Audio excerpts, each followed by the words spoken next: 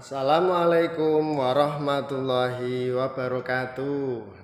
Pripun kabare kanca-kanca sedaya?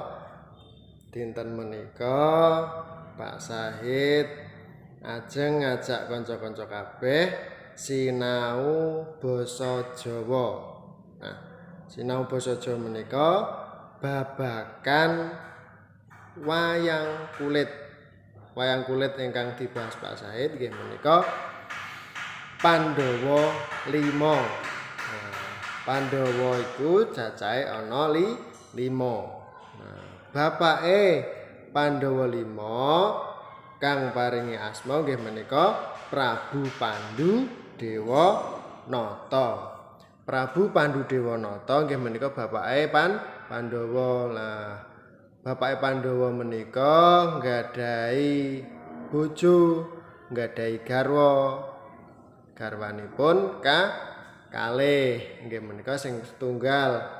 Sing pertama nika Dewi Kunti, sing kedua Dewi Madrim.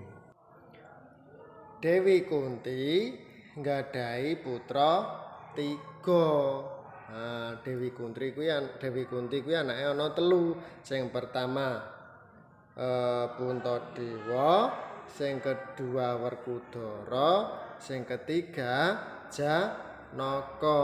Kuwi anake Dewi Kunti. Lah terus bojo sing nomor 2, yaiku Dewi Madrim. Dewi Madrim duwe anak kalih utawa 2, yaiku sapa? Sing kembar Nakula lan Sadewa. Lah kuwi Pandhawa. Sing pertama mau anake Dewi Kunti ana 3, sinten mawon? Puntadewa, Werkudara, Janaka. Lah terus sing anake Dewi Madrim ana 2, yaiku Nakula lan Sadewa. Lah dadi cacahe ana 5. Nah, Pandhawa ingkang nomor setunggal, Pandhawa ingkang pembarep yaiku Puntadewa. Puntadewa biasane ya nduweni nama lain, yaiku nama lainnya yaiku Yudhistira. Nah, Puntadewa iki dadi ratu ana ing Ngamarta. Puntadewa iki duweni aji-aji, duweni kesaktian, yaiku jenenge Jimat Kalimasada. Nah, Jimat Kalimasada. Lah pripun watake Puntadewa?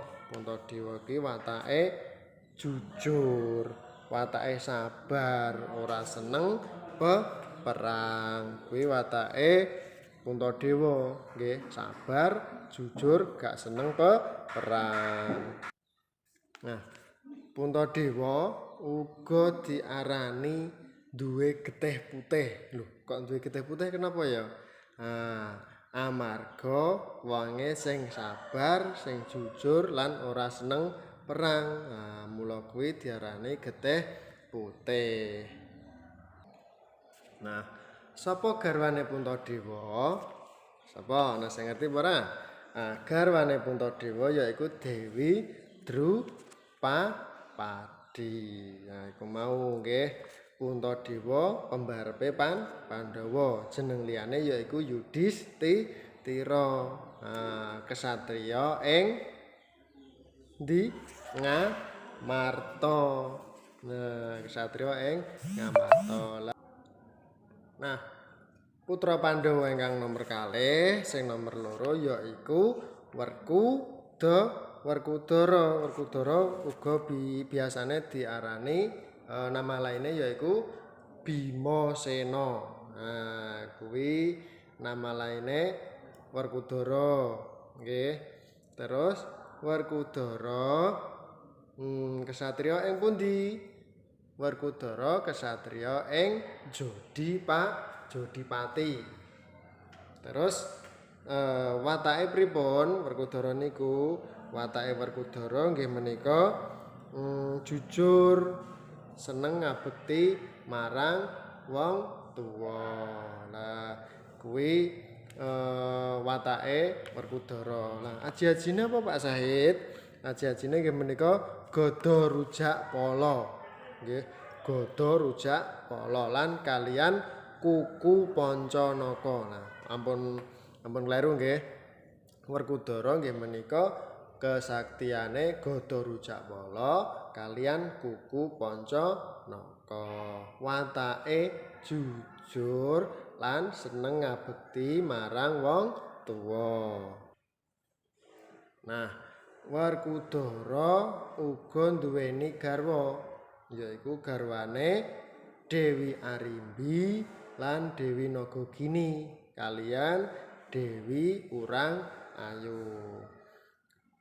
Raden Werkudara duweni anak telu, yaiku sing pertama Gatotkaca, Antareja kalian Antasena. Anake telu nggih, bojone telu, anake telu. Kuwi mau Raden Werkudara.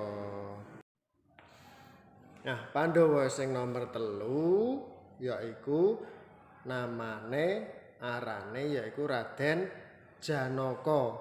Uga bisa diarani Raden Arjuna. Nah, Raden Arjuna iki kesatria ing pundi? Kesatria ing Madukara. Kuwi Raden Arjuna. Lah Pak Sahid Raden Arjuna watake pripun? Raden Arjuna watake kuwi alus, seneng tetulung, lan napa jenenge? Seneng ngudi kaweruh, seneng golek ngilmu. Kuwi Raden Janaka utawa Raden Arjuna. Senjatane apa Pak Sahid? Senjatane yaiku panah pasopati, nggih, panah pasopati lan keris naga geni. Nah niku senjatane Raden Arjuna utawa Raden Janaka.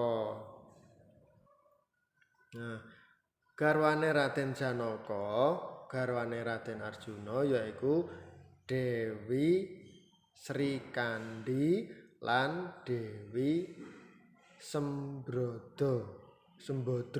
Nah, Dewi Srikandi lan Dewi Sembodra kuwi garwane Raden Arjuna.